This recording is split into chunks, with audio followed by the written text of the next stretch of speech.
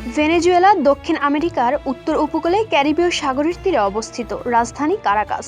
দেশটি ৩০০ বছরের স্পেনীয় উপনিবেশিক শাসনের পর ১৯ শতকের শুরুতে স্বাধীনতা অর্জন করে এবং ১৯৯৯ সালে সরকারিভাবে ভেনেজুয়েলা বলিভারীয় প্রজাতন্ত্র নামে পরিচিত হয়। বর্তমান ভেনেজুয়েলার জনসংখ্যা প্রায় ২৯ মিলিয়ন, যার মধ্যে মুসলিমের সংখ্যা প্রায় ১ থেকে ১.৫ লাখ। মুসলিমরা প্রথমে উপনিবেশিক যুগে আনা আফ্রিকান দাসদের মাধ্যমে আগমন করলেও ১৯ শতকের শেষভাগে লেবানন, সিরিয়া ও ফিলিস্তিন থেকে অভিবাসীরা দেশটিতে বসতি স্থাপন করে। তারা ভেনেজুয়েলার অর্থনীতিতে ভ্রাম্যমাণ ব্যবসায়ী থেকে শুরু করে স্থায়ী দোকান মালিক ও পেশাজীবী হিসেবে নিজেদের প্রতিষ্ঠিত করেছে।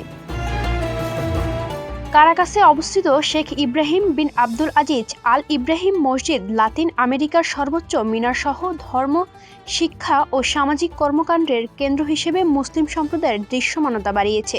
পাশাপাশি ইসলামী স্কুল ও হালাল বাজারও সম্প্রদায়ের সাংস্কৃতিক ও অর্থনৈতিক উপস্থিতি জোরদার করেছে।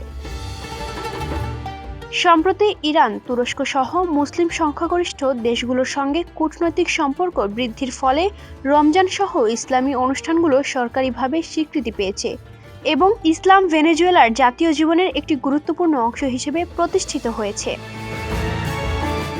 Desk report, campus Times.